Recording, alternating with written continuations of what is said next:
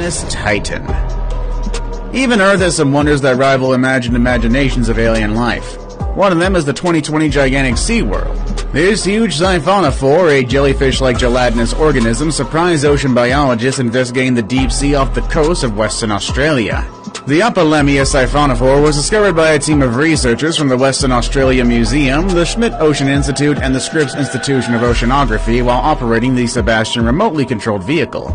From a distance, the monster resembled a huge spiral of silly string.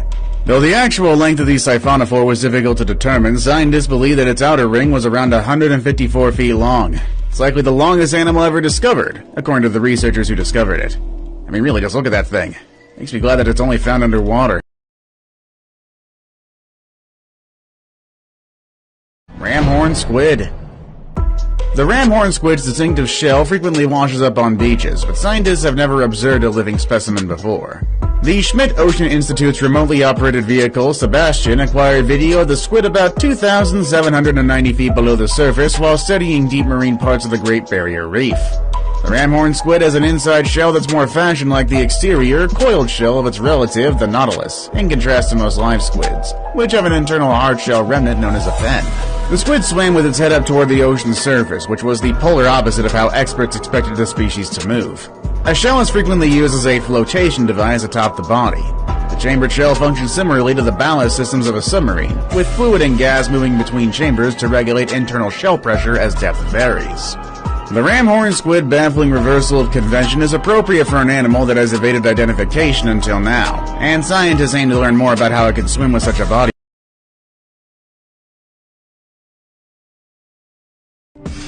While diving near Kokoya, Indonesia, a group of divers discovered something disturbing while investigating the area. They discovered two dugongs, which are rare marine animals related to manatees, trapped in the shallow ocean floor. The divers stated that the sea mammals seemed to be a mother and her calf, and that they had been caught by local fishermen seeking to benefit by letting tourists take pictures with the captured species. Delon Lim, one of the divers, said that the mother and child were kept in separate cages. Lim said that while the smaller creature could swim inside its cage, the mother's movement was restrained by a large rope.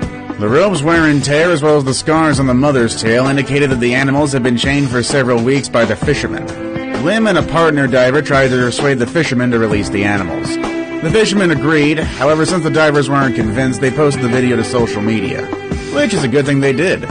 This is because it attracted the attention of animal welfare authorities. They went to the location a few days later, and sure enough, the mother and child pair were still trapped. Thankfully enough, the two were finally set free, and I think the people responsible were arrested.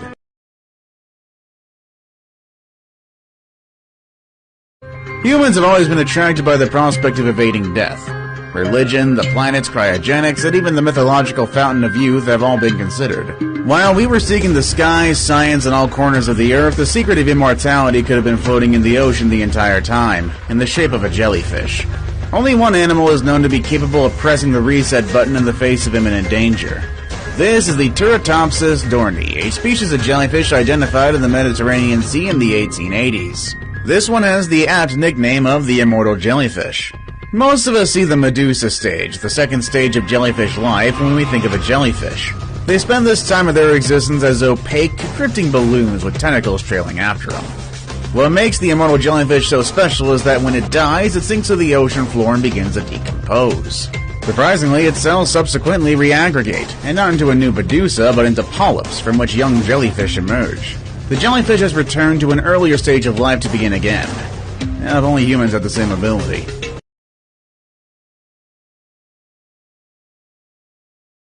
Yonaguni Monument. Submerged stone structures off the coast of Yonaguni-jima are the ruins of a Japanese Atlantis, an ancient metropolis destroyed by an earthquake some 2,000 years ago. That's all according to Masaki Kimura, a marine geologist at Japan's University of the Ryukyus who has been diving at the site for more than 15 years to measure and map its formations.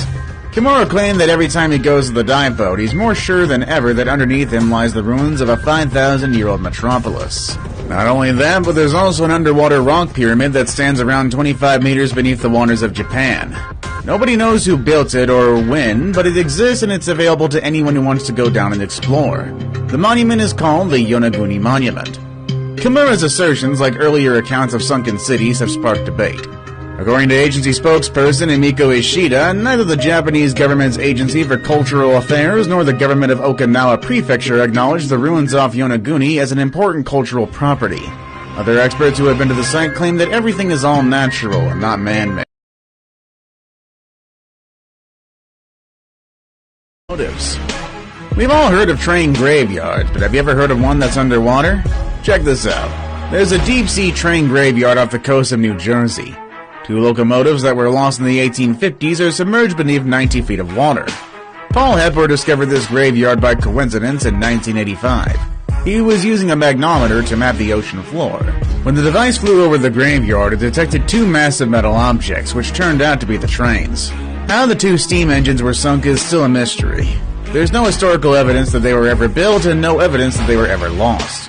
The engines, which were being transported from Boston to the mid-Atlantic, are thought to have been lost in a storm 5 miles off the coast of Long Branch, New Jersey. Experts believe they either fell off the barge or were purposefully pushed off to save the ship from sinking in strong waves. They're remarkably well kept despite being covered in rust from the past 160 years. Dragonfish. In many respects, the ocean is another world. It's a place very different from the Earth that we know and experience on a daily basis. Take, for example, the black dragonfish. This critter is also called as the Indiacanthus atlanticus, and to be honest, the little guys are quite frightening to look at. In fact, they resemble the creatures from the Alien movies. Fortunately, unlike the aliens in the film, the black dragonfish poses little threat because they are, well, very tiny. Well, the males are, as they barely reach a length of 2 inches. Females, on the other hand, are significantly bigger, reaching sizes of up to 15 inches. Another reason why you shouldn't worry about these creatures is that they also reside deep in the ocean, considerably deeper than where the average human would ever go. Black dragonfish can generate their own light, which is common in organisms that reside in the dark depths of the ocean. These little terrors can be found more than a mile beneath the waves. Black dragonfish, however, can see its own light, unlike most bioluminescent predators, who utilize the light primarily to attract prey. Dwarka. Dwarka, an ancient Indian city, is claimed to have sunk into the Arabian Sea. Underwater archaeologists have been searching for the foundations of its city walls in order to verify its existence. Dwarka, one of India's 7 holy pilgrimage sites, is not only religiously significant, but also archaeologically important. The city's historical incarnation, known as the Old Kingdom of Krishna in the epic Mahabharata, has sprawled across nearly 84 kilometers as a fortified city where the Gomti River and the Arabian Sea met. When Krishna died, the ancient city sank beneath the Arabian Sea, according to the text. Archaeologists attempted to find tangible evidence of the sunken city off the coast of modern-day Dwarka in the second part of the past century in order to prove its existence beyond doubt. As a result, various artifacts, including stone blocks, pillars, they've all been discovered underwater. However, the precise age of these discoveries is still being contested. However, archaeologists are now preparing for an underwater dig to hunt for the ancient city's walls' foundations. If they can pinpoint the exact location of the settlement, it'll have enormous historical significance for India.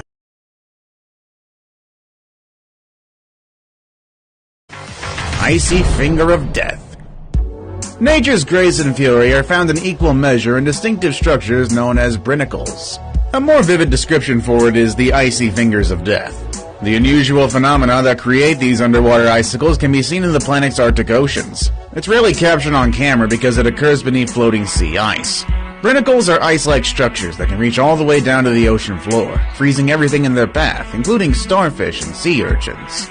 Professor Andrew Thurber of Oregon State University, who has seen brinicles firsthand, described them as upside-down cactus created from glass, like something from Dr. Seuss's imagination. They're also incredibly delicate and can break with only the slightest touch, according to him. However, as it reaches the seafloor, this tiny ice finger can easily trap sea life, which experts refer to as black pools of death.